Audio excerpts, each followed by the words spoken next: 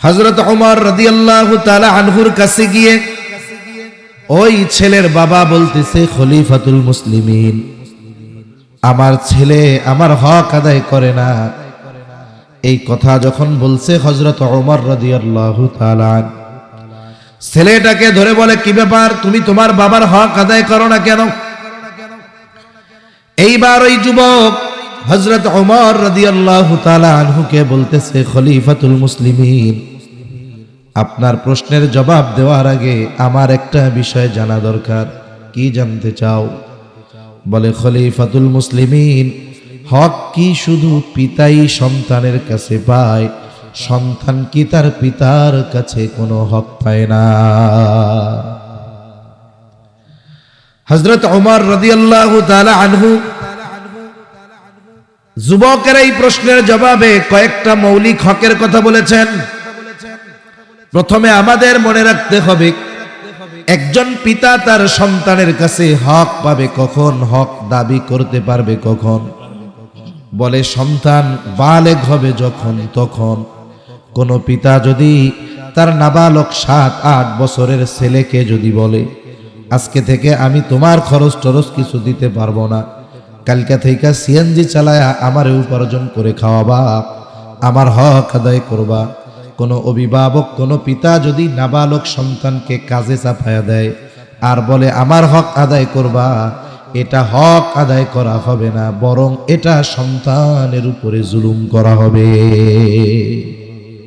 তাহলে পিতা সন্তানের কাছে হক পাবে কখন?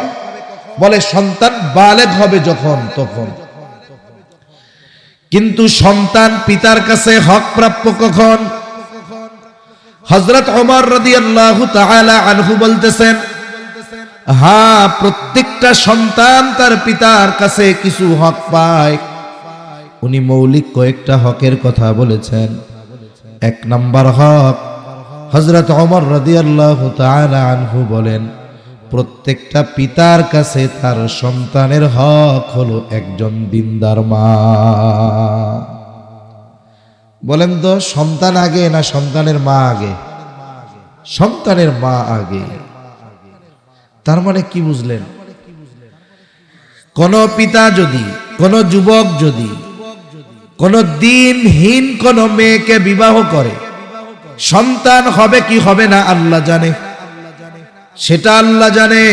কিন্তু সন্তান দুনিয়ায় আসার আগে ওই পিতা সন্তানের হক নষ্ট করে বসে আছে। এই জন্য প্রত্যেকটা মুমিন মুসলমানের এই ব্যাপারে সচেষ্ট হওয়া দরকার। অবশ্যই বিবাহের ক্ষেত্রে অন্যান্য বিষয়গুলোর তুলনায় দ্বীনদারিত্বকে সবচাইতে বেশি প্রাধান্য দেওয়া দরকার। নবীজি সাল্লাল্লাহু আলাইহি ওয়াসাল্লাম হাদিসের মধ্যে জানায় দেন, 4টি জিনিস দেখে বিবাহ করা হয়।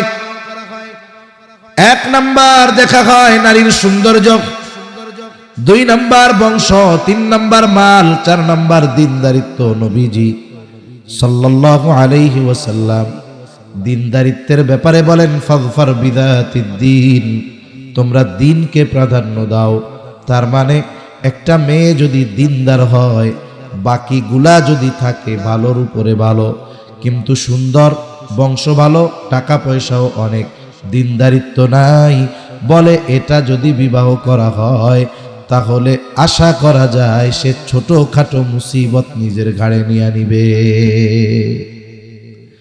আর যদি এমন হয়েই যায়, মেয়েটার চেহারা সুন্দর না, অনেক টাকা পয়সা নেই, অনেক উচ্চ বংশীয় না, বংশীয় কৌলিন্য যেটা বংশের অহংকার, এটাকে ইসলাম মিটিয়ে দিয়েছে। রাসূল আকরাম সাল্লাল্লাহু আলাইহি ওয়াসাল্লাম বিদায় হজের সময় বলে গেছেন, লা ফাদলা লি আরাবিয়িন আলা আজামি, আরবের উপরে আজমের, মানে আরবের উপরে অনারবের, অনারবের উপরে আরবের কোনো মর্যাদা সম্মান নাই। কালার উপরে সাদা, সাদার উপরে কালার নাই। সম্মানের মানদণ্ড কি? তাকওয়া। তাকওয়ার দ্বারাই নির্ধারিত হবে কে সম্মানিত। একজন সুন্দর উচ্চবংশীয় কিন্তু বদ্দীন, আরেকজন বংশ ভালো না, টাকা পয়সা নাই, দেখতে কালা, তাকওয়ার দিক দিয়ে শীর্ষে, বলে ওর সম্মান আল্লাহর কাছে বেশি। এজন্য ইসলাম আমাদেরকে, এই যে বংশের অহংকার করে মানুষ, টাকা পয়সার অহংকার করে, সৌন্দর্যের বড়াই করে, এগুলো ইসলাম করতে মানা করছে। এজন্য বিবাহের ক্ষেত্রে দিনদারিত্বকে অগ্রাধিকার দিতে হবে। বাকিগুলা যদি হয় ভালোর উপরে ভালো, কিন্তু দিনদারিত্ব আছে, বাকিগুলা নাই, বিবাহ হয়েই গেছে। একটু যদি সবর করা হয়, দেখা যাবে আল্লাহ তাআলা ওই কালো মায়ের পেট থেকে এমন সন্তান আল্লাহ দিবে, যেই সন্তান ওই পিতার, ওই পরিবারের চক্ষু শীতলকরণের কারণ হবে। ঠিক কিনা বলেন? আবার বিবাহের আগে সৌন্দর্যের দাম থাকে। বিবাহের আগে মানুষ দেখার সৌন্দর্যকে দাম দেয় বেশি, সম্পদকে দাম দেয় বেশি। আর বিবাহের পরে মানুষ চামড়ার সৌন্দর্যের চাইতে চারিত্রিক সৌন্দর্যকে মূল্য করে বেশি। মনে রাখবেন, চামড়ার সৌন্দর্য একদিন বুড়িয়ে যায়। বিশ্ব সুন্দরী যে ছিল 50 বছর আগে, সে যদি এখন বেঁচে থাকে, তার চেহারার দিকে তাকাইতেও মন চাবে না। কিন্তু মানুষের চারিত্রিক সৌন্দর্য এরকম, যেটা কখনো ওল্ড হয় না, যেটা কখনো বুড়িয়ে যায় না। চারিত্রিক সৌন্দর্য এটা সময়ের সাথে সাথে আরো বাড়তে থাকে। ঠিক কিনা বলেন? এজন্য আমরা যারা বিবাহ করেছি, যাদের বিবাহ দিব আমরা, আমাদের ভাই, আমাদের সন্তান, কন্যা দেখার ক্ষেত্রে আমরা প্রাধান্য দিব দিনদারিত্বকে। বলেন ইনশাআল্লাহ। যদি কেউ দিনবিহীন কোন নারীকে বিবাহ করে, সন্তান দুনিয়ায় আসার আগে সে সন্তানের হক নষ্ট করে বসে রয়েছে। এরপরে বিবাহ হয়ে গেল, সন্তান যখন মায়ের গর্ভে আসবে, বলে তখন থেকেই মায়ের জন্য কিছু করণীয় বিষয় রয়েছে।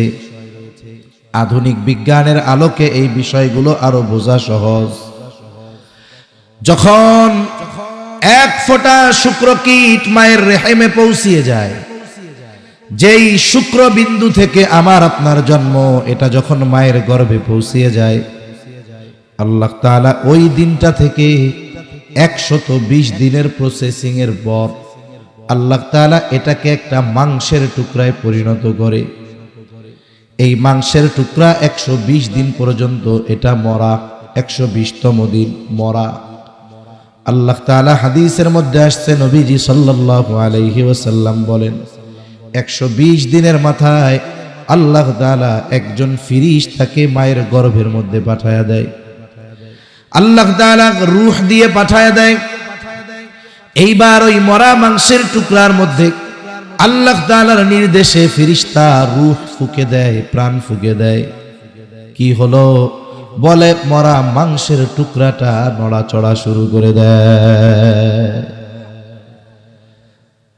মায়ের নাড়ির সাথে বাচ্চার নাভির সম্পৃক্ততা থাকে। নাভির নাড়ি কাটা লাগে না? এই মায়ের সাথে, এই নাড়ির সাথে আমার আপনার যে কানেক্টিং ছিল, এটার দ্বারা আল্লাহ তাআলা আমার আপনার দেহর গঠন তৈরি করেন। প্রতি মাসে যে মায়ের অসুস্থতা, ওটাকে বন্ধ করে আল্লাহ তাআলা ওইটাকে প্রসেস করে আমার আপনার বডি বানাইছে। আমরা যে অহংকার করি, আমরা আমাদের সৌন্দর্য নিয়ে বড়াই করি, আমাদের জ্ঞান নিয়ে বড়াই করি, কিন্তু আল্লাহ তাআলা আমাদেরকে কোন জায়গা থেকে বানাইয়া আশরাফুল মাখলুকাত কইছেন, একটু যদি চিন্তা করতাম যে কোন বস্তুগুলোর মাধ্যমে আমাদের এই দেহ তৈরি হয়েছে, তাহলে নিজেরা নিজেদের নিয়ে জীবনেও গর্ব অহংকার করতাম না। কিন্তু প্রথম আল্লাহ তাআলা প্রাণ দেন কিসের মধ্যে? বলে প্রথম আল্লাহ তাআলা মানুষের হার্টের মধ্যে, এই হার্ট সচল করেন। কারণ একটা মানুষ দুর্ঘটনায় পতিত, কোমায় আছে, কোমা তো বুঝেন, লাইফ সাপোর্টে আছে, তার হাত পা সেন্স সব অচল, কিন্তু তার পালস চলতেছে, মানে হার্টবিট আছে। বলে যতক্ষণ হার্টবিট থাকে ততক্ষণ এনাকে জীবিত বলে সাব্যস্ত করা হয়। সব ঠিক আছে, পালস নাই। ডাক্তারের কাছে রুগী নিয়ে গেলে, রুগী যদি সেন্সলেস থাকে, ডাক্তার আগে এই জায়গায় ধরে, এই জায়গায় ধরে ওনারা বুঝে যে রক্ত চলাচল আছে কিনা। ওর জ্ঞান না থাকুক, অ্যাক্সিডেন্ট করে ঠ্যাং দুইটা আলাদা হয়ে যাক, পা আলাদা হয়ে যাক, হাত আলাদা হয়ে যাক, ওসব কোনো ফ্যাক্টর না। আগে দেখে তার পালস আছে কিনা। যদি দেখে যে চলতেছে, তাইলে এর চিকিৎসা শুরু করবে। ঠ্যাং দুইটা না থাকলে আল্লাহ বাঁচায় রাখতে পারে। ঠিক কিনা বলেন? এই আমার আপনার হার্ট পাম্পিং শুরু হয়ে গেল। আমি আপনি জীবন পাইলাম। তার মানে দেখেন, চোখ হওয়ার আগে, হাত হওয়ার আগে, কান হওয়ার আগে, পা হওয়ার আগে আমার আপনার হার্টবিট আগে শুরু হয়ে যায়। এই যে চলতেছে হার্টবিট, নড়াচড়া শুরু হয়ে গেছে। এই যে আমি আপনি প্রাণ পেয়ে গেলাম, বলে এই সময় থেকে নিয়ে মায়ের পেটের ভিতরে, মায়ের হৃদয়ের সাথে ওই মায়ের গর্ভে সন্তানের হৃদয়ের একটা কানেক্টিং হয়ে যায়, সম্পর্ক হয়ে যায়। বিজ্ঞান বলতেছে ওই সময় ওই মা যত কিছু চিন্তা করে, ফিকির করে, ভাবে, সব কিছুর প্রভাব ওই বাচ্চার উপরে গিয়া পড়ে। অথচ তার কিছুই হয় নাই, কিন্তু মায়ের চিন্তা চেতনা এগুলোর প্রভাব মায়ের পেটে ওই বাচ্চা তার উপরে পড়া শুরু হয়ে যায়। সুবহানাল্লাহ বলে। আমেরিকার এক ডাক্তার এই বিষয়গুলো নিয়ে বিশদ গবেষণা করছেন। এরপরে উনি বলতেছেন যে মায়ের পেটে সব কিছুর প্রভাব পড়ে বাচ্চার উপরে। এই জন্য এই বাচ্চার ব্যাপারে তার মা বাবা যেমনটা আশাবাদী, বাচ্চা মায়ের পেটে থাকা অবস্থায় মা ওই ধরনের কাজগুলো যদি করে এর প্রভাব বাচ্চার উপরে পড়বে। উনি বলতেছে আর কি, যে কেউ যদি চায় তার বাচ্চার কণ্ঠ সুন্দর হবে, তার বাচ্চা গায়ক হবে, সেই মা যেন গান গায়, গান শুনে।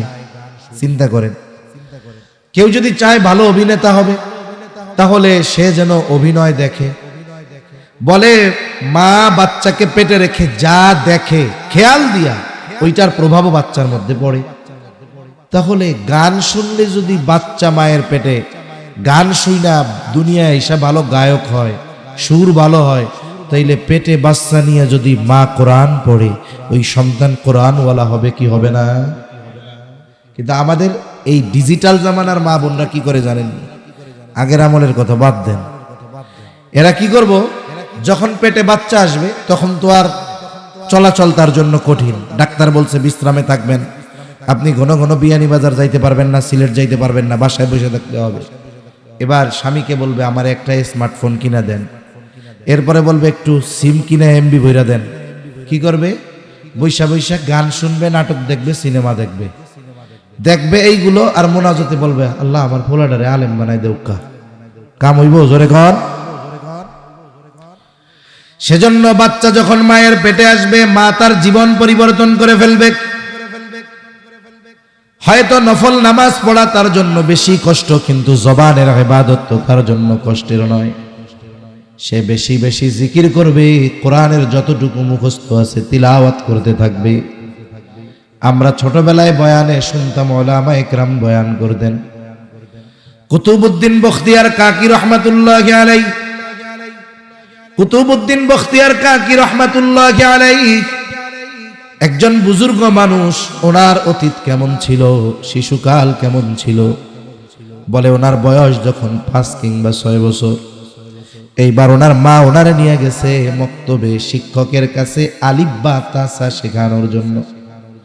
ওস্তাদ পড়া শুরু করাচ্ছে, বাচ্চারে বলতেছে বলো আউযু বিল্লাহি মিনাশ শাইতানির রাজীম, বিসমিল্লাহির রহমানির রহিম। বাচ্চাও বলছে আউযু বিল্লাহি মিনাশ শাইতানির রাজীম, বিসমিল্লাহির রহমানির রহিম। ওস্তাদ মনে করছে শেষ করলেই পড়াবো আলিফ বা তা সা, কিন্তু দেখা গেল বাচ্চা ব্রেক দেয় না, থামে না, পড়া শুরু করে দিল। সূরা ফাতিহা শেষ, বাকারা শেষ, আলে ইমরান শেষ, নিসা শেষ, মায়েদা শেষ। এইভাবে পড়তে পড়তে 18 পারা একাধারে তিলাওয়াত করে ওই 6 বছরের বাচ্চা এরপরে থামলো। ওস্তাদ এবার মাকে বলে কি ব্যাপার, আপনি পড়াইতে আনছেন সকালবেলা আলিফ বা তা সা, আপনার বলা দেখি 18 পারার হাফেজ। আপনি কি বাসায় বাচ্চারে পড়াইছেন? আপনি কি হাফেজা? মা এবার বলে না, আমি তাকে পড়াই নাই, আর আমি পরিপূর্ণ হাফেজাও নয়, আমি 18 পারা হিফজ করেছি। আমি আমার ছেলেকে কখনো পড়াই নাই, মুখস্থ করাই নাই, তবে তাকে সামনে নিয়ে পড়েছি। বলে আমার সন্তান যখন আমার গর্ভে আসছে, আমি তাকে পেটে নিয়ে কত হাজার বার এই 18 পারা তিলাওয়াত করেছি, এর কোনো হিসাব নাই। আধুনিক বিজ্ঞান বলে মায়ের পেটে যখন বাচ্চা শ্রবণ শক্তি পায়, তখন মা যা কথা বলে আর মা যা শোনে ওইটা মায়ের পেটের মধ্যে বাচ্চা কান লাগায়া লাগায়া মায়ের কথাগুলো শুনতে থাকে। তাহলে মা যা বলে, মা যা শোনে, পেটের মধ্যে বাচ্চা থাকা অবস্থায় ওটা শুনতে শুরু করে। এরপরে যখন বাচ্চা দুনিয়ায় আসলো, আমার পবিত্রতার পর থেকে নিয়ে এই 6 বছর পর্যন্ত আমি যে কত হাজার বার আমার এই বাচ্চার এই 18 পারা শুনিয়েছি, হিসাব নাই। দৈনিক 1 বার 2 বারও হয়েছে আমি আমার বাচ্চারে এই 18 পারা শোনাইছি। এইবার ওস্তাদ বলে, তাহলে হয়তো আপনার মুখে শুনে শুনে আপনার এই সন্তান অক্ষর না চিনলেও 18 পারার হাফেজ হয়ে গেছে। এখন আসলে একটু স্মার্ট দুনিয়ার খবর নেই। অনেকে হয়তো মোবাইলের মধ্যে দেখছেন, সম্ভবত আলজেরিয়ার একটা বাচ্চা হাফ প্যান্ট পরে মায়ের কোলের মধ্যে থাকে। ওই বাচ্চার মা কোরআনুল কারীমের যেই জায়গা থেকে পড়ে, এরপর থেকে ওই বাচ্চা পড়া শুরু করে দেয়। দেখছেন আপনারা কেউ?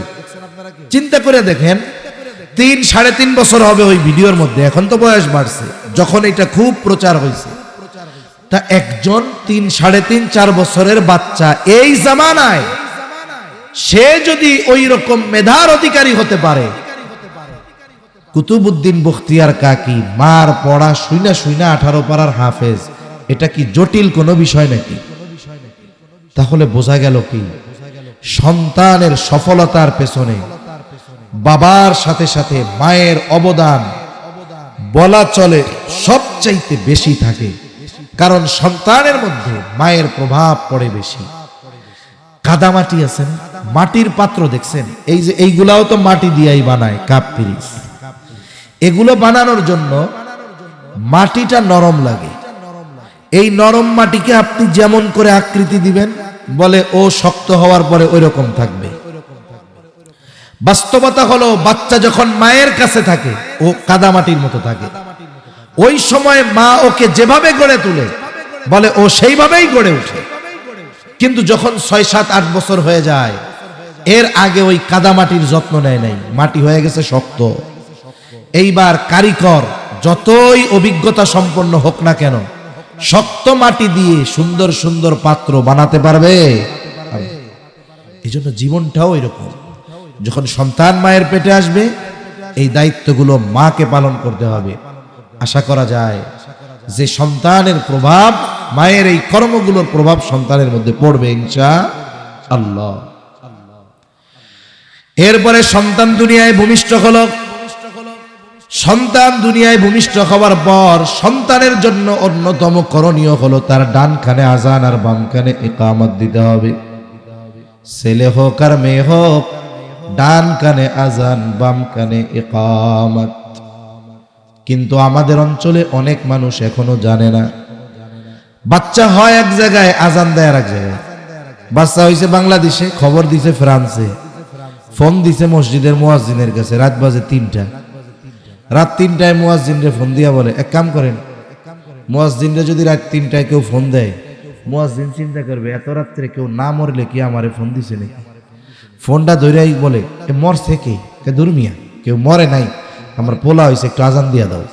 এখন ও যদি রাত 3টায় উঠে আজান দেয় মাইকে, আমাদের দেশের মুসল্লিদের অবস্থা হলো এরকম, মুয়াজ্জিন সারা বছর যথাসময়ে আজান দেয়, এলাকার লোক মসজিদে আসে না। একদিন যদি রাত 3টায় আজান দেয়, দেখবেন এলাকার লোক একটাও ঘরে নাই, সব পিড়াইতে হাজির, মুয়াজ্জিনরে ফিডানি দিবে। তাহলে আজান কোথায়? বলে বাচ্চার ডান কানে আজান, বাম কানে ইকামত। কোনো পুরুষ নাই। বলে নারীদের তো এই শব্দগুলো মুখস্থ আছে, নারীরাই ডান কানে আজান, বাম কানে ইকামতের শব্দগুলো দিয়ে দিবে। এর মধ্যে কয়েকটা গভীর রহস্য আছে, হিকমত আছে, জীবনের জন্য শিক্ষা আছে। বুজুর্গানে দিন বলেন, আজান ইকামত কেন দিবে? বলে ও তো ছিল রুহের জগতে, ওইখান থেকে আসছে মায়ের পেট আলমে বতন আর এক জগতে, ওইখান থেকে আসছে আলমে দুনিয়ায়। মায়ের পেটের মধ্যে গুনাহ করার সুযোগ ছিল না, অন্যরকম এক সুরক্ষিত স্থানে আল্লাহ তারে রাখছিলেন। এখন দুনিয়ায় আসছে, আসার সাথে সাথেই দেখবেন কাইন্দা উঠে বাচ্চারা, কান্না করে না? শয়তানে খুশা মারে। শয়তানে কি করে? হাদিসের মধ্যে আসছে তো, বাচ্চারা যখন থাকে না, এরা তো ওরা যা দেখে আমরা কিন্তু তা দেখি না। ওই নাবালক বাচ্চা সদ্য ভূমিষ্ঠ শিশু যা দেখে আমরা তা দেখি না, এই শয়তানে আইসা ওকে ডিস্টার্ব করে। এজন্য সকাল বিকাল আয়াতুল কুরসি পড়া ফু দিয়া এটাকে বন্ধ দিয়ে রাখতে হয়, যেন শয়তান ওরে না জ্বালাইতে পারে। এরপরে কেন আজান দিবে? বলে এই দুনিয়ায় আসার পর দুনিয়ার কোনো কথা, দুনিয়ার কোনো আওয়াজ তার কানে যাওয়ার আগে আল্লাহর একত্ববাদের আওয়াজ তার কানে পৌঁছিয়ে দিতে হবে। আজানের মধ্যে আল্লাহর একত্ববাদের কথা আছে না নাই? আল্লাহর বড়ত্বের কথা আছে না নাই? ঈমানের সাক্ষ্য আছে না নাই? আশহাদু আল্লা ইলাহা ইল্লাল্লাহ, আশহাদু আন্না মুহাম্মাদার রাসূলুল্লাহ। ঈমানের শিক্ষা আছে, তাওহীদের শিক্ষা আছে, আল্লাহর বড়ত্বের ঘোষণা আছে, ইবাদতের কথা আছে। তার মানে আজানের মধ্যে মানব জীবনের সবচাইতে গুরুত্বপূর্ণ বিষয়ের কথাগুলো আছে। ডান কানে কয়ে দাও, বাম কানে ইকামত দাও। আরেকটা রহস্য কি বলেন তো? আজান দেওয়ার পরে যখন নামাজের সময় হয় তখন মুয়াজ্জিন সাহেব ইকামত দেয়, তাই না? ইকামত দেওয়ার কয় ঘন্টা পরে ইমাম সাহেব তাকবীরে তাহরিমা বলেন? কয় ঘন্টা? 1 সেকেন্ডও না। শেষ সাথে সাথে ইমাম সাহেব আল্লাহু আকবার তাকবীরে তাহরিমা বইলা হাত বাইদা ফেলছে। জানাজার নামাজে আজানও নাই, ইকামতও নাই, ইমাম সাহেব সরাসরি নামাজে দাঁড়ায় যায়। বুজুর্গানে দিন বলেন জীবনের একটা শিক্ষা এখানে, যে দেখো নামাজের যখন আজান হয়, ইকামত হওয়ার পর নামাজ শুরু হতে কতটুকু আর সময়, বলে তোমার জানাজার সালাতের আজানও হয়ে গেছে, ইকামতও হয়ে গেছে, এখন শুধু তোমার নামাজটা বাকি। বলে ইকামতের পরে নামাজ শুরু হইতে যতটুকু সময়, তুমি তোমার দুনিয়ার হায়াতটা ওই রকম সময় মনে করে অতিবাহিত করো, তাহলে দেখা যাবে এই জীবনের সময়গুলো তোমার আখেরাতের পাথেয় হিসাবে কাজ করবে। আর যদি মনে করি বাপ 80 বছর বাঁচছে, আমি কি 70 বছরের আগে মরমু, এই চিন্তা যদি করা হয়, তাহলে দেখা যাবে যে আমার আপনার দ্বারা ভালো কাজের চাইতে মন্দ কাজ বেশি হয়ে যাইতে পারে। ঠিক কিনা বলেন? তাহলে মূল কথা, সন্তানের ডান কানে আজান, বাম কানে ইকামত। এরপরে সন্তানের বয়স 7 দিন। এই 7ম দিনে কিছু করণীয় বিষয় আছে। 1 নাম্বার, বলে তার মাথার চুলগুলো মুন্ডায়া দিতে হবে। চুলের ওজন পরিমাণ স্বর্ণ অথবা রৌপ্য অথবা উভয়টার যে কোনো সমমান একটা মূল্য, যদি সদকা করে দিতে হয় দিতে হবে, সদকা করে দিতে হবে। এরপরের কাজ কি? বলে আকিকা করতে হবে, সাথে সাথে সুন্দর একটা নাম তার রাখতে হবে। আকিকা 7ম দিনে করবে, না পারলে 14তম দিন, না পারলে 21তম দিন। ছেলে যদি হয় 2টা ছাগল দিয়া, মেয়ে হইলে 1টা দিয়া। তাহলে দেখেন আকিকার মধ্যে কয়েকটা বিষয়। একটা হলো সময়ের সাথে সম্পৃক্ত, বলে 7 দিন, 14 দিন, নইলে 21 দিন। ছেলে হইলে 2টা, মেয়ে হলে 1টা। এখন আপনার ছেলে হইছে, 2টো দিয়ে দেওয়ার সামর্থ্য নাই। হাদিসের মধ্যে আসছে, আল্লাহ রসুল থেকে প্রমাণিত, 1টা দিয়েও নবীজি দিয়েছেন। তার মানে বোঝা গেল আপনি সময় ঠিক রেখে, ছেলে হয়েছে 1টা ছাগল দিয়ে আপনি আকিকা করে। আকিকার দ্বারা কি হয়? বলে এটার কারণে সন্তানের কল্যাণ অকল্যাণের সাথে একটা সম্পৃক্ততা আছে, এটা দিয়ে দিলে ভালো। এখন আপনার অ্যাবিলিটি থাকার পরেও দেরি করেন কেন? এই যে কোরবানির সময় যখন আসে, তখন এটা নিয়ে শুরু হবে। এক গ্রুপ বলবে কোরবানির সাথে আকিকা দেওয়া জায়েজ নাই, হারাম, কোরবানি হবে না। এখন আবার আমাকে তো বইয়া থাকার উপায় নাই, তখন আমরা যুক্তি টুক্তি সব বুঝাইয়া দিয়া বলি যে না, আকিকা কোরবানির সাথে দেওয়া জায়েজ, তবে সুন্নাত না। সুন্নাত হলো যথাসময়ে দিয়ে দেওয়া। কিন্তু আমাদের মানুষ, দেশের মানুষ কত গাফেল। আপনারা তো সিলেটের মানুষ, ওলামা ইকরামের পদাচারণা বেশি, আপনারাও ওলামা ইকরামের সাথে মেশেন বেশি, যার কারণে অনেক জায়গার অনেক দিনদার মানুষের চাইতে আপনাদের একজন সাধারণ মানুষ আরো ভালো জানে দিন সম্পর্কে। একজন ফোন দিছে এরকম, হুজুর কোরবানির পশুর সাথে আকিকা দিলে হবে? আমি বললাম আকিকা দিলে হবে, কিন্তু যথাসময়ে দেন নাই কেন? কয় হুজুর বললেন না দুঃখের কথা। আর কি দুঃখের কথা? বলে আমার একটা নাতি হয়েছে, এই নাতির আকিকা দিল। আচ্ছা, তা সমস্যা কি, দিয়া দেন। বলে নাতিরটা তো সঠিক সময় হইতেছে, তাতে তো অসুবিধা নাই, কিন্তু নাতির আকিকা যখন দিতে যাবো আমার মা বাইচা আছে, তা কি হয়েছে? বলে আমার মা কইল নাতির আকিকার কথা যখন বলছি, আমার মা তখন কইতেছে, আরে বেডা ফুইত, আমি তো তো ওই আকিকা দেই নাই, তোরটাও দিয়া ফেলাইস, আমারটা দিতে চাই আর কি, দেওয়া যাইব? আমি কই হায় রে আল্লাহ, মানুষ কত গাফেল। এই বিষয়গুলো জানার পরেও, সুযোগ থাকার পরেও ওই যে শিশুকালে দেয় নাই, বিলম্ব করছে। এটার সাথে সন্তানের কল্যাণ অকল্যাণ ঝুলন্ত থাকে। এজন্য আপনার দুইটা নাই, আপনি একটা দিয়েই দিয়ে দেন। আকিকার পশু কেমন হবে? বলে কোরবানি দেওয়ার জন্য ছাগলের বা পশুর যেই শর্ত, আকিকার জন্য সেই শর্ত। আকিকার মাংস সবাই খেতে পারে, তবে যদি মানত করা হয়, মানতের মাংস সবাই খাইতে পারবে না। তাহলে সপ্তম দিন আকিকা দেওয়ার সাথে সাথে সুন্দর একটা নাম রাখতে হবে। সুন্দর নাম। সুন্দর নাম বলতে কি? বলে যেই নাম আমার আপনার ধর্মীয় পরিচয় বহন করে, তার মানে নাম ধইরা ডাক দিলেই বোঝা যাবে এটা মুসলমান, ঠিক কিনা বলেন? কিন্তু আফসোস, আপনাদের সিলেটের মানুষেরা খুব সুন্দর নাম রাখে, অন্যান্য জায়গার অবস্থা হলো এইরকম। ভালো নামটা লুকায়া রাইখা এমন একটা নামকে ডাক নাম বানায়, বলে ওই নাম উচ্চারণ করলে বোঝা যায় না সে মুসলমান না অমুসলমান।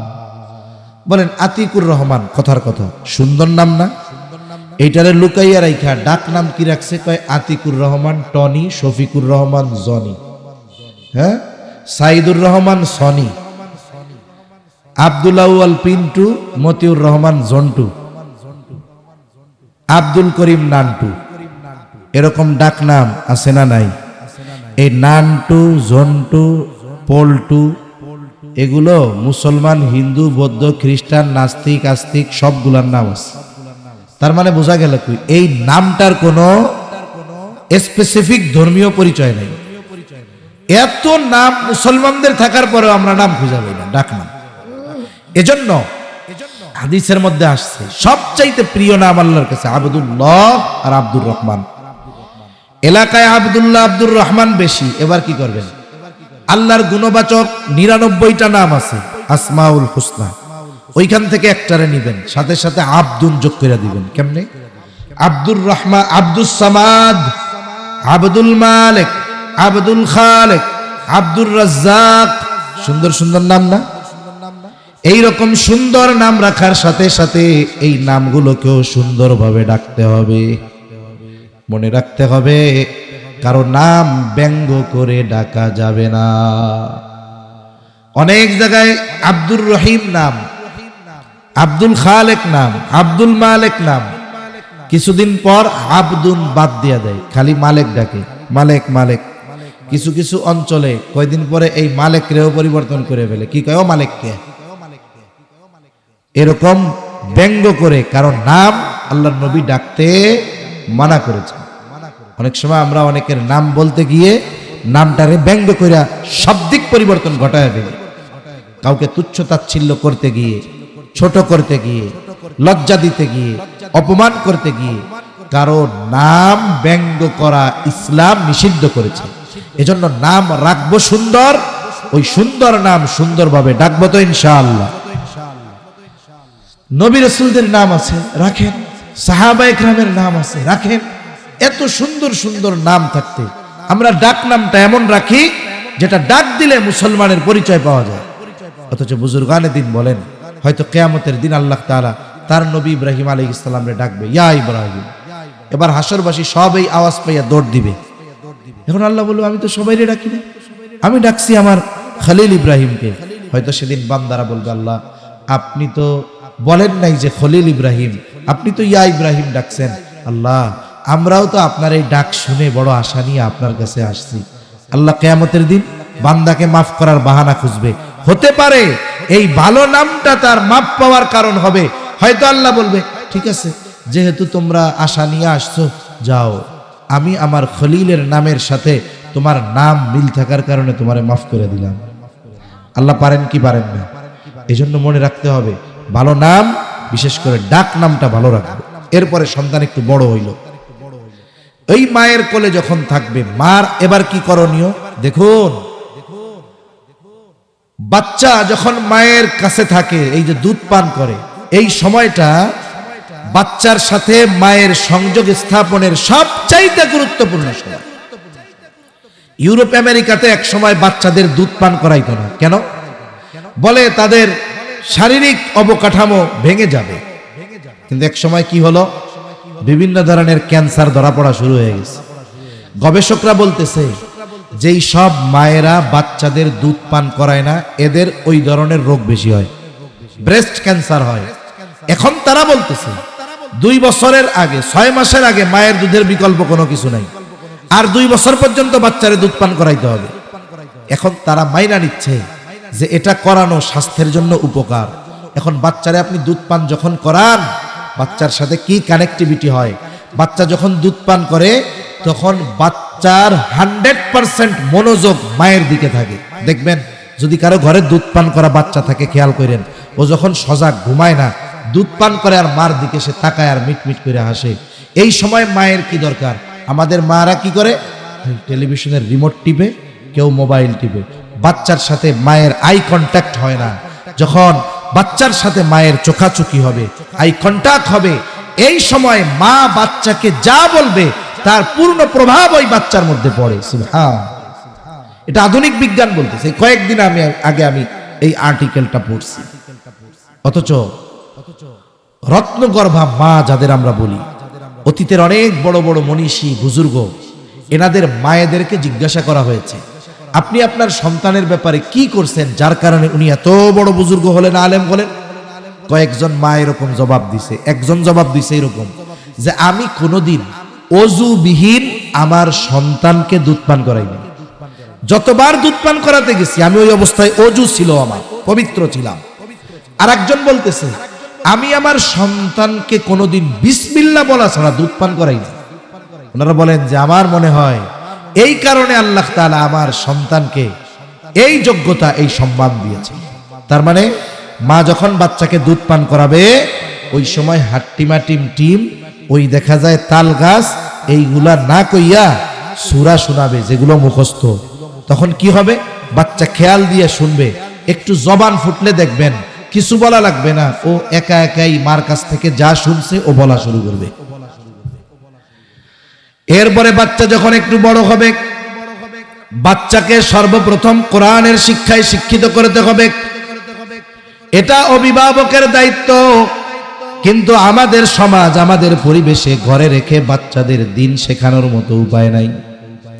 এক সময় ছিল মক্তব, প্রত্যেকটা মসজিদে সুবাহি মক্তব, সকালবেলার মক্তব ছিল জোরদার ভাবে। মক্তব থেকেই কোরআন, সাথে সাথে জরুরতে দিন, একজন মুসলমানের যতটুকু দিন শেখা দরকার, একটা সময় মুসলমানের সন্তানেরা মক্তব থেকেই সকালে শিখে ফেলত। কারণ ওই সময় প্রাইমারি স্কুল শুরু হইতো সকাল 10টায়। 1, 2তে যারা পড়তো তারা ক্লাস ছিল 10টা থেকে 12টা। 3, 4, 5 যারা পড়তো 12টা থেকে 4টা।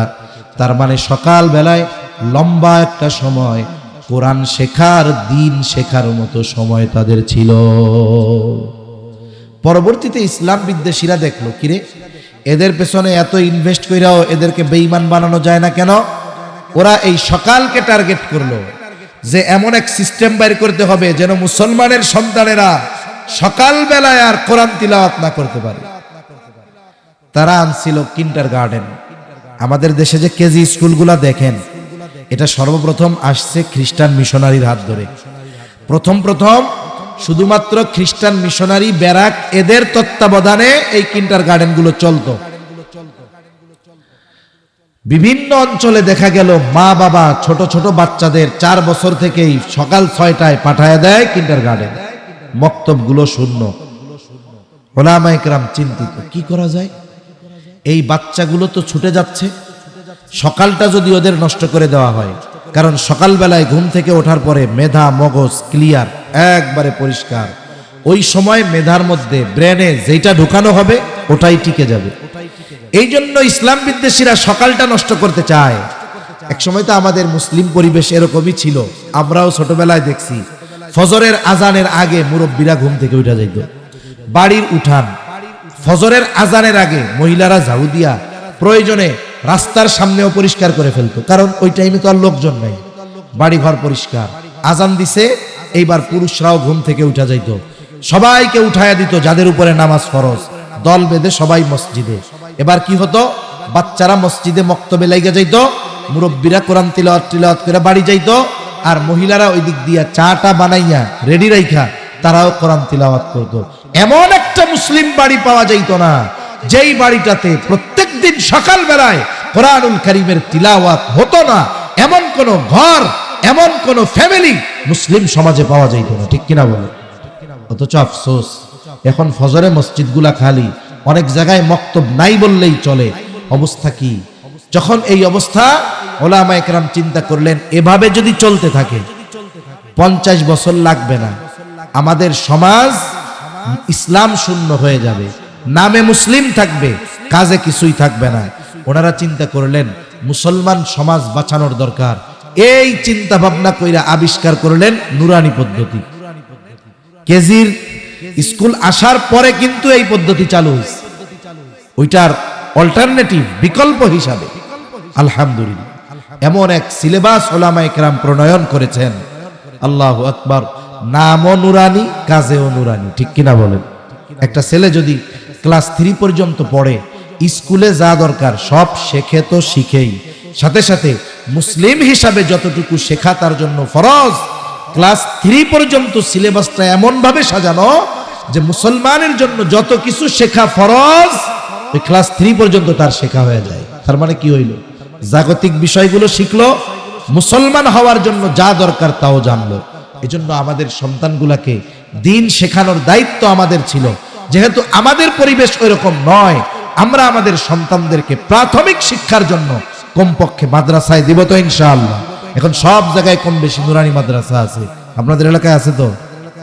এরপরে আপনি স্কুলে যান, আপনাদের স্কুলগুলা থেকে বৃত্তি পরীক্ষা দেয় না? আমাদের মাদ্রাসার এই ছাত্ররাও ছাত্রীরাও এরাও বৃত্তি পরীক্ষা দেয় স্কুলের মাধ্যমে। অনেক জায়গায় স্কুলের প্রধান শিক্ষক গর্ব করে যে আমার স্কুল থেকে এই বছর 50 জন স্টুডেন্ট বৃত্তি পেয়েছে। খোঁজ নিয়ে দেখা গেল এই 50 জনই পাশের নুরানি মাদ্রাসার ছাত্রছাত্রী, ওর স্কুলের একটাও পায় নাই। কিন্তু এজন্য নুরানি মাদ্রাসায় দিলে আপনার আমার বাচ্চাটা মুসলিম হওয়ার জন্য যেটা তাকে শেখানো আমার উপরে হক ছিল সেটা মাদ্রাসায় গিয়ে শিখতে পারবে। এরপরে কি হবে? আস্তে আস্তে যখন বড় হবে আপনি এরপরে তার এই স্কুলে দেন, এরপরে ডাক্তার বানান, ইঞ্জিনিয়ার বানান। প্রথমে যদি আপনি তার দিলের মধ্যে দ্বীনকে গেঁথে দেন, এরপরে সে ডাক্তার ইঞ্জিনিয়ার যা হয় হোক, ও বেদিন হবে না, নাস্তিক হবে না, ইসলাম বিদ্বেষী হবে না, ঠিক কিনা বলেন? এজন্য যেই বিল্ডিং এর ভিত্তি যত মজবুত, ওই বিল্ডিং উপরে তত মজবুত। আমার আপনার সন্তানদের অন্তরে যদি শৈশবকালে আমরা দ্বীনকে ঢুকায় দিতে পারি, ওরা আমেরিকায় যাক, ইউরোপে যাক, দেখবেন ওরা বেদিন হবে না, ওই কালচারের সাথে ওরা মিশবে না। তেল আর পানি এক জায়গায় ছেড়ে দেন, কি হয়? বলে মেশে না তো। বলে দ্বীন শেখায়া আপনার সন্তানকে যদি আপনি কাফেরদের পরিবেশেও ছেড়ে দেন, দেখবেন ওই পরিবেশের মধ্যে চলবে, কিন্তু ওর মধ্যে কুফুরির ছোঁয়া লাগবে। এক ধরনের মাছ আছে, আপনাদের এলাকায় কি মাছ বলে জানি না, এতটুক এতটুক এরকম কাদার মধ্যে দিয়ে চলে, কিন্তু ওর গায়ে একটু কাদা লাগে না। কি মাছ কয়? বাইং মাছ, তাই না? দেখছেন নি? ও কাদার মধ্যে চলবে, কিন্তু উঠাবেন ভালো মতো দেখবেন ওর গায়ে কোনো কাদা নেই। দিন শিখায় দেন, এরপরে লন্ডন পাঠান, দিন শিখান, এরপরে আমেরিকায় পাঠান। আমাদের আপনাদের এই সিলেটের বিশেষ করে ইউরোপ এবং আমেরিকাতে, ইংল্যান্ড এবং আমেরিকাতে শত শত শত শত মাদ্রাসা আছে। আর সবচেয়ে আপনাদের সৌভাগ্যের ব্যাপার, অধিকাংশ মাদ্রাসাগুলো প্রতিষ্ঠা হয়েছে আপনাদের সিলেটের মানুষের মাধ্যমে। ওইখানে হাজার হাজার আলেম বাংলাদেশ থেকে গিয়ে বাচ্চাদেরকে দিন শেখাচ্ছে। এই অবদানটা চিন্তা করছেন যে কোথায় গিয়ে কোরআন হাদিস শেখানো হইতেছে। ওইখানে যারা স্বাভাবিকভাবে গেছে তারাও তাদের সন্তানদেরকে মাদ্রাসাগুলোয় দিচ্ছে। আমার সিলেটে অনেক পরিচিত বন্ধু বান্ধব আছে আমেরিকা, ইংল্যান্ডে, ওরা বড় বড় মাদ্রাসার মুহাদ্দিস। এখন চিন্তা করেন কি হলো, আপনি দিন শেখায়া ওইখানে পাঠাইছেন বিদায়, ওই জায়গায় যাওয়ার পরেও তারা বদ্দিন না হয়ে ওইখানেও দিন প্রতিষ্ঠার ভূমিকায় কাজ করতেছে, ঠিক কিনা কন? এজন্য আমাদের সন্তানদের আগে দিন শেখানো দরকার। এটা তারা আমাদের কাছে প্রাপ্য হক তাদের। যদি মা বাবা না শেখায়, আল্লাহ না করুক সন্তান যদি বদ্দিন হয়, আল্লাহর কাছে ধরা খাইতে হবে আমাদের। যে আমার ইঞ্জিনিয়ার, ডাক্তার, ইংরেজি সব শিখাইছে, কিন্তু আমার মা বাপ দিন শেখানোর ব্যবস্থা করে নাই। এজন্য প্রথমে সন্তানকে কোরআনের শিক্ষায় শিক্ষিত করব। এরপরে সন্তান বড় হয়েছে, আপনি স্কুল থেকে বাড়িতে নিয়ে গেছেন, মাদ্রাসা থেকে, এখন স্কুলে পড়ান। মাদ্রাসায় থাকতে তো ওস্তাদরা নামাজের ব্যাপারে তাকিদ দেয়, হাদিসের মধ্যে আসছে 7 বছর বয়সে নামাজের আদেশ দিতে হবে, 10 বছর বয়সে নামাজ না পড়লে প্রহার করতে হবে। একটা বাচ্চা যদি কন্টিনিউ মাদ্রাসায় থাকে, 7 বছরে নামাজের তাকিদ দেওয়া লাগে না, আদেশ দেওয়া লাগে না, ওইটা 7 বছরে পাক্কা নামাজি হয়ে যায়। আর যদি বাসায় থাকে, আপনি তাকে নামাজের আদেশ দিবেন, মসজিদে নিয়ে যাবেন। আপনি যদি 7 বছরে তাকে নামাজের তাকিদ দিতে চান, আদেশ দিতে চান, অবশ্যই তার আগে থেকেই তাকে নামাজ শেখানো লাগবে। এজন্য বাচ্চাদের মসজিদে নেওয়ায় অভ্যস্ত হওয়া দরকার।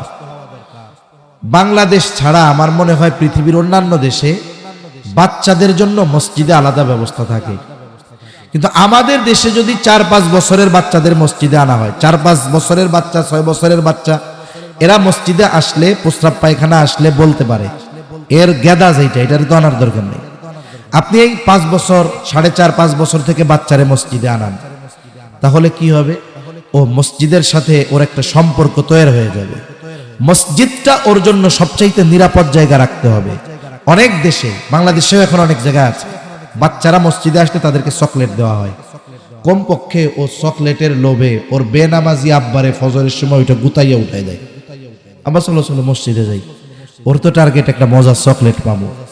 হয়তো আজকে এই ছোট বাচ্চা চকলেটের লোভে আসতেছে, কিন্তু যখন ওর বয়স হয়ে যাবে, ও চকলেটের লোভে, চকলেট পাওয়ার লোভে আসবে না, তখন ও আল্লাহকে পাওয়ার জন্যই মসজিদে আসবে, ঠিক কিনা বলেন? কিন্তু এই রাস্তাটা তো তাকে আগে আমার চেনানোর দরকার, যে তোমাকে এই রাস্তায় যাইতে হবে। এই রাস্তা চেনানোর জন্য মসজিদ কর্তৃপক্ষের উচিত এরকম ব্যবস্থা রাখা, এই ব্যবস্থা রাখা যে 7 বছরের উপরে যাদের বয়স, তারা যদি 40 দিন তাকবীরে উলার সাথে নামাজ পড়ে, তাদেরকে পুরস্কার দেওয়া হবে। সেটা হোক ছোট পুরস্কার। আপনি যখন একটু অনারম একটা ভালো সুন্দর মতো জাকজমক করে একজন বুজুর্গকে এনে তার হাতে যদি ছোট্ট একটা কিছুও দেন, ও উৎসাহী হবে, ভবিষ্যতের জন্য সে নিজেকে তৈরি করবে। এজন্য আমাদের জীবন্ত মসজিদ দরকার। মসজিদগুলো শুধু সকাল 5 ওয়াক্ত নামাজ আর সকালের মক্তব এজন্য হলে হবে না, মসজিদটা প্রাণবন্ত হতে হবে। শিশুরা মসজিদে আসবে, ওরা নাবালক, আইসা একটু দৌড়াদৌড়ি করুক, সমস্যা নাই। আমি আপনি তো দৌড়ানোর দরকার নাই। বাচ্চারা যদি দৌড়ায়, ওদের কি গুনাহ হবে নাকি? ওরা মনে করুক যে মসজিদটা আমার জন্য সবচাইতে নিরাপদ জায়গা। কিন্তু আমাদের অঞ্চলগুলোয় কি করে, ছোট বাচ্চারা আইসা যদি একটু কথাবার্তা বলে, সালাম ফিরাইয়েই এমন এক ধমক দেয়, ওই বাচ্চা পরে চিন্তা করে মসজিদে গেলে মায়েরই খাওয়া লাগবে, পরে যাবো না। আচ্ছা, বাচ্চা কথা বলে, আপনি যদি তারে ডাক দিয়ে আস্তে করে বলেন, দেখো আল্লাহর ঘর, এখানে জোরে জোরে কথা বলবো না, ঠিক আছে? তোমরা যদি জোরে কথা না বলো, নামাজ যদি পড়ো, তাহলে তোমাদের জন্য প্রত্যেক নামাজের পরে একটা করে চকলেট। দেখবেন ও নিজেও তো কথা কইব না, আর একজন কইতে গেলে ফিডাইয়ে কথা।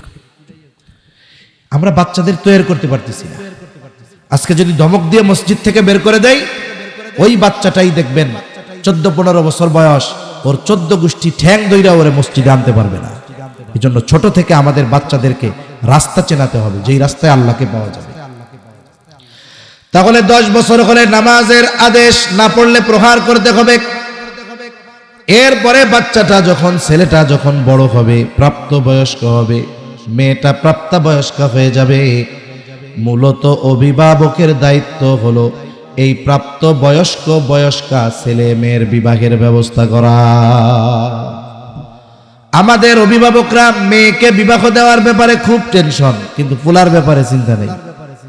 অথচ আল্লাহ তাআলা শুধু মেয়েকে বিবাহ দেওয়ার কথা বলেন নাই, কোরআনুল কারীমের 18 নম্বর পারা সূরাতুন নূরের মধ্যে আল্লাহ তাআলা বলেন, ওয়া আনকিহুল আয়ামা মিনকুম ওয়াস-সালিহিনা মিন ইবাদিকুম ওয়া ইমাইকুম ইয়াকুনু ফুকারা ইউগনিহিমুল্লাহ। আয়াতের মূল কথা হলো আল্লাহ তাআলার আদেশ, তোমরা তোমাদের অধীনস্থ বিবাহ উপযুক্ত যারা আছে তাদের বিয়া দিয়ে দাও। এখন অনেকে চিন্তা করে ছেলের বিবাহ দিব, খাওয়াবে কি? আল্লাহ তাআলা বলেন ইয়াকুনু ফুকারা আয়ুগনিহিমুল্লাহ, তারা যদি দরিদ্র হয় তাদের ধনী বানায়া দিবেন কে? এখন বিয়া দিলে ধনী হয়, এখন পোলা প্রাপ্তবয়স্ক বিয়া করতে চাইলে কয় বিয়া করে খাওয়াবি কি? তুমি আগে ইনকাম করো। বিষয়টা আমি বলি আপনাদের, কষ্ট পাইয়েন না।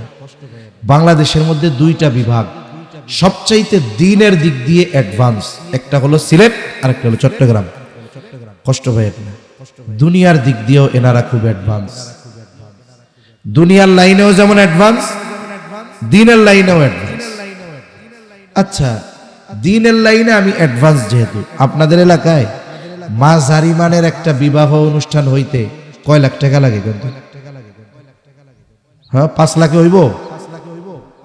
হ্যাঁ, মোহরানার টাকা টাকা দিয়ে সব অনুষ্ঠান দিয়ে 5 লাখে হয়ে যায়? হয় না। আমি একজন ড্রাইভারের নিতাম, ওর বাড়ি হলো বালাগঞ্জ, চুল দাড়ি পাইকা গেছে। আমি তো বিয়া করো নাকি? কে হুজুর আমার 2টা বোন আরো আছে, এই তারের বিয়া দেওয়ানোর পরে এরপরে দিয়ে আমার বিয়া করতে হইব। আচ্ছা, 2 বোন বিয়া দিতে খরচ হইব কত? কে হুজুর আমরার বিয়াতে তো খরচ নাই। তাইলে খরচ নাই কত হইব? হইলে দুজনের পিছনে 20 লাখ টাকা হইলে হয়ে যাব। ভালোই কইছস, আমাকে এলাকায় 25টা বিয়া দিব 20 লাখ টাকা দিয়া। আর আপনাদের অঞ্চলগুলাই কি হচ্ছে? কোটি কোটি টাকা খরচ করে বিবাহ অনুষ্ঠান হচ্ছে।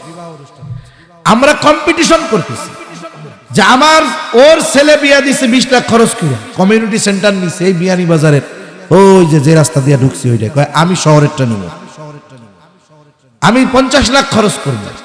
অথচ আপনি কোটি টাকা খরচ করলেন, এই ছেলে মেয়ে বিবাহ দিলেন, এদের যদি পারিবারিক জীবন শান্তিময় বরকতময় না হয়, ট্রিলিয়ন ট্রিলিয়ন ডলার খরচ হইলেও কোনো লাভ আছে? নবীজি কি বলেন? ইন্না আ'যামান নিকাহি বারাকা আইসারুহা মাউনা। নবীজি বলেন যেই বিবাহে খরচ যত কম, ওই বিবাহে বরকত তত বেশি। এজন্য সিলেটবাসী আপনাদের এই পরিবর্তন আসতে হবে। আপনারা স্বল্প খরচে বিবাহের ব্যবস্থা করেন, তাহলে দেখবেন বিবাহ সহজ হয়েছে। পোলাপানের চুল দাড়ি ফাঁকা লাগতেছে না, এর আগেই তারা বিবাহ শাদী করতে পারতেছে। আমাদের বাংলাদেশে এমন দেখি, একটা যুবককে বিবাহ দেওয়া হয় যেই বয়সে, সৌদি আরবের যুবকটা ওই বয়সে দাদা হয়ে গেছে। তাইলে জেনারেশন হেফাজত করবেন কেমনে? এজন্য আমাদের সতর্ক হওয়া দরকার। অভিভাবক মেয়ের বয়স বিবাহ উপযুক্ত হলে বিয়া দেওয়ার জন্য টেনশনে শেষ। মেয়েকে যেমন অভিভাবকের বিয়ে দেওয়ার দায়িত্ব, ছেলের ব্যাপারেও তো দায়িত্ব এরকম। কত বাবা আছে, মেয়ে হইছে, সুন্দর মতো 10টা মেহগুনি গাছ লাগায় রাখছে, 18 বছর 17 বছরে বিবাহ যখন দিবে, এই গাছ 10টা কাটছে, 10টা কাঠের গাছ সোজা হইছে, ভালো হইছে, একেবারে 20 লাখ 15 লাখ টাকা বিক্রি করছে। এবার মেয়েরে বলে, দেখছো তোমার লাই আমার কত চিন্তা, তুমি যখন দুনিয়ায় আসছো আমি চিন্তা করছি তোমারে তো বিবাহ দিতে হবে, একসাথে এত টাকা কোথায় পাবো? ওই চিন্তা করে আমি গাছ লাগাইছিলাম 15টা, 15 লাখ বিক্রি করছি, আরো কিছু টাকা জমাইছিলাম 20 লাখ টাকা, তোমার বিবাহর খরচ, কোনো টেনশন আমার নাই। ও মিয়া, মেয়ের জন্ম হওয়ার পরে তারে বিয়া দেওয়ার চিন্তা করে 10টা লাগাইছেন, ছেলেরতেও বিবাহ দিতে হবে, ওর জন্য 10টা লাগাইতেন। ছেলের বিবাহের বয়স হইলে এই গাছ বিক্রয়ের টাকা তার হাতে তুলে দিয়ে বলতেন, বাবা ধরো, তুমি প্রাপ্তবয়স্ক, এখন যদি তোমাকে আমি বিবাহ না দেই, তুমি যদি এই কারণে কোনো পাপ করো, তাইলে আমি মসজিদে বৈশা বৈশা ওই পাপের ভাগিদার হইতে থাকবো। এটা আমি চাই না। এই যে তোমারে 15 লাখ, আরো 5 লাখ 20 লাখ, এখন তুমি বিবাহ করো, এটা দিয়ে ব্যবসা করো, কি করবা তুমি জানো, যা করবা, আমার আর জিম্মাদারি নেই। তাহলে কি হইতো? আমাদের যুবকদের যথাসময়ে বিবাহ হইতো। কিন্তু কত যুবক দেখা যায় ইনকাম করবে, এখন বিবাহর বয়স হয়েছে, মার সাথে কইছে মা বিয়া শাদী করণের কাম, বাপরে কইছে, বাপ কয় বিয়া করে খাওয়াইবো কিতা, আমার ইনকাম করতে কও। এবার কোনো মতে কষ্ট টষ্ট কইরা 5 বছর খাইটা গেছে ইংল্যান্ড, যাইয়া কাজ বাজ ধরতে আরো 2-3 বছর, কয় এখন বিবাহ দাও, কয় কাম তো মাত্র ধরলো, 5 বছর আগে আমরা খাওয়াক, এরপরে বিয়া করব। এটা করতে করতে ছেলে শেষ। আল্লাহ না করুক কোনো পাপে যদি জড়ায়, ওই সময় তো অভিভাবকেরও পাপ ঘাড়ে চলে আসবে অটোমেটিক। এজন্য আমি মোটা মোটা সন্তানের হকের কথাগুলো বললাম। আমরা যদি আমাদের সন্তানদের ব্যাপারে এইভাবে যদি যত্ন নেই, হকগুলো আদায় করি, বলেন তো গাছের যত্ন যদি শিশুকালে নেওয়া হয়, গাছ বড় হওয়ার পরে ফল দেওয়ার জন্য, পাওয়ার জন্য কষ্ট করা লাগবে না। যথাসময় আল্লাহ যদি চায় ফল পাওয়া যাবে কি যাবে না? জোরে বলেন, যাবে কি যাবে না? এজন্য মনে রাখতে হবে, সন্তান পিতামাতার হক আদায় করবে না কততে। আমরা যদি সন্তানের হকগুলো আদায় করি, সন্তানকে যদি ওইভাবে গড়ে তুলি, এজন্য সম্মানিত উপস্থিতি, আমরা আমাদের অধীনস্থ যারা আছে, আমরা তাদেরকে ব্যাপারে, এই সমস্ত দিনই ব্যাপারে সচেতন হব। তাদের হকগুলো যদি আদায় করি, তাহলে অবশ্যই অবশ্যই তারা আমাদের হক আদায় করবে। সূরা লোকমান থেকে একটা দুইটা আয়াত বলছিলাম। হযরত লোকমান সন্তানরে উপদেশ দিচ্ছে, ইয়া বুনাইয়া লা তুশরিক বিল্লাহ ইন্নাশ শিরকা লা যুলমুন আযীম। প্রথমে সন্তানকে দ্বীন শেখানোর কারণে আল্লাহ তাআলা এর পর সন্তানদের আদেশ দিয়েছেন যে খবরদার পিতামাতার সাথে অসৎ আচরণ করবা না। মোট কথা হলো, আমরা সন্তানদের হক আদায় করলে সন্তানরাও আমাদের বার্ধক্যকালে আমাদের হক আদায় করবে ইনশাআল্লাহ। আল্লাহ সুবহানাহু ওয়া তাআলা আমাদের সকলকে, আমাদের অধীনস্থদের, আমাদের সন্তানদের হকগুলো যথাযথভাবে আদায় করার তৌফিক দান করেন, বলি আমিন। ওয়া আখিরু দাওয়ানা আনিল হামদুলিল্লাহি রাব্বিল আলামিন। আসসালামু আলাইকুম ওয়া রাহমাতুল্লাহি ওয়া বারাকাতুহু।